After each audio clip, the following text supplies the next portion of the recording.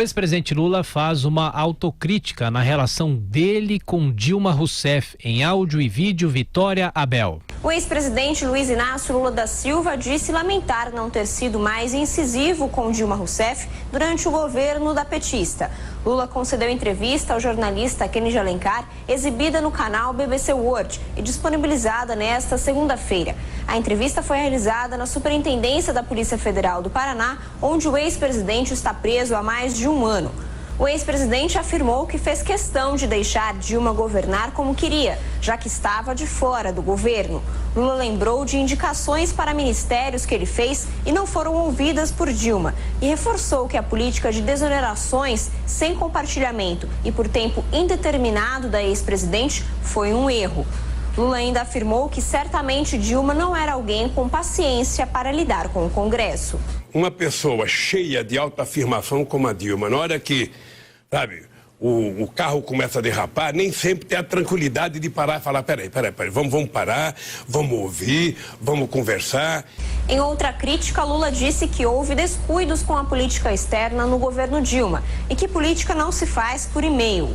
O ex-presidente também admitiu que não ter sido candidato à presidência em 2014 pode ter sido um erro, mas que ele quis respeitar o momento de Dilma. Eu estava no dia da apuração no Palácio do Alvorada, assistindo a apuração.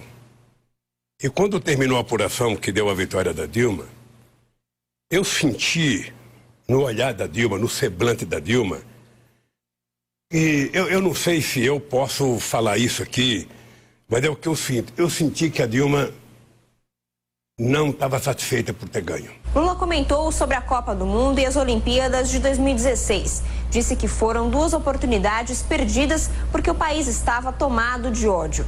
O petista também insistiu em sua linha de defesa durante a entrevista, afirmando que a Lava Jato poderia ter cumprido uma tarefa importante de prender o ladrão, mas virou, segundo ele, um partido político.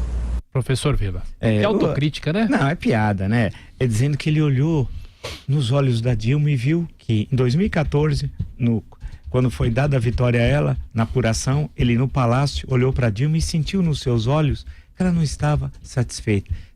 Que fiada, quer dizer que alguém concorda numa eleição, vence e não está satisfeito? É ao contrário, né?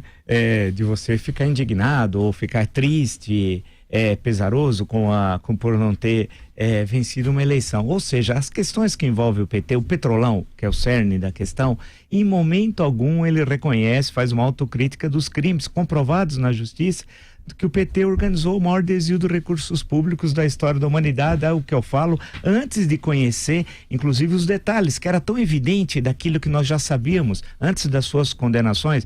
Afinal, eu lembro, quando, especialmente no Jornal da Cultura, em outros tempos, quando muitos apoiavam Lula, chamavam Lula de estadista, e eu o chamava, como o chamo, de criminoso de São Bernardo do Campo. Quando ele me processou até por injúria, calúnia, difamação, queria me colocar 5 anos na cadeia. Naquele momento que ele era todo poderoso, eu tive de enfrentá-lo, eu enfrentei tranquilamente, e acabei ganhando já em 2 instâncias, na primeira e na segunda. Ele está recorrendo ainda, vai para a terceira e a vida segue, né?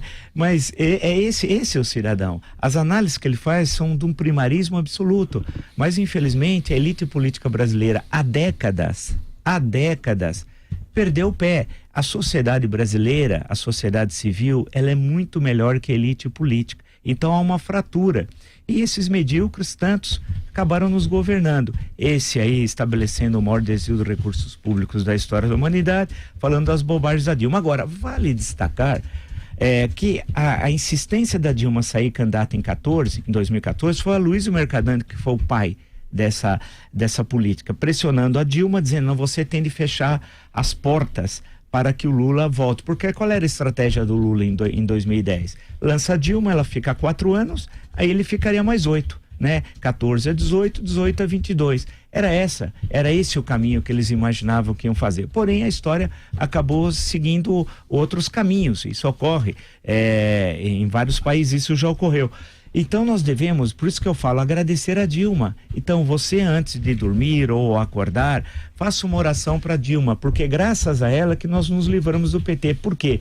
Se o Lula fosse eleito em 2014, não teria impeachment nunca. Você pode nunca. Ele, com a sua capacidade de organização, mesmo com a Operação Lava Jato, que não alcançaria também o plano que alcançou.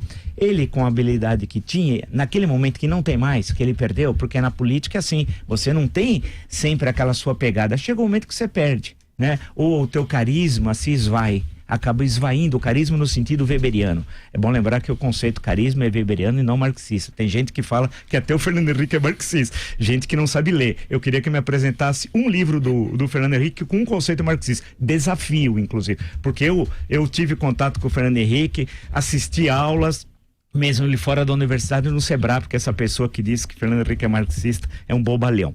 Mas vamos voltar ao que nos interessa. Ou seja, o Lula, a questão que se coloca em relação ao criminoso São Bernardo é que a Dilma, saindo candidata à reeleição, abriu condições para que o PT saísse do poder. E tem uma outra questão importante, que a gente tem que fazer sempre analiticamente, de nível elevado, não aquelas análises de Pires, né?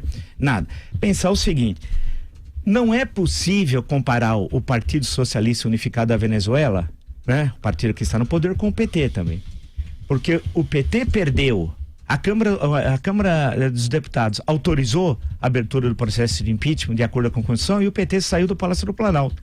Depois houve o processo e o julgamento de acordo com a Constituição e o PT, mesmo gritando, aceitou o resultado.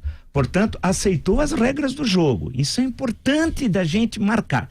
Quando você tem compromisso com análise descolada do panfletarismo, do fanatismo, você pode chegar a conclusões científicas. Uma coisa é a ciência da história, outra coisa é o panfletarismo. Então tem de ser reconhecido que o PT aceitou as regras constitucionais no processo de impeachment. Portanto, não há, nesse sentido, similitude entre ele e o Partido Socialista Unificado Venezuelano. São duas formas diferentes de apresar coisa pública. Então, portanto, é necessário conhecê-los. E para isso precisa de estudo, precisa de teoria e muito escrever. E ficar sentado, abrir livros e estudar bastante. Isso não é no WhatsApp em 2 minutinhos, não.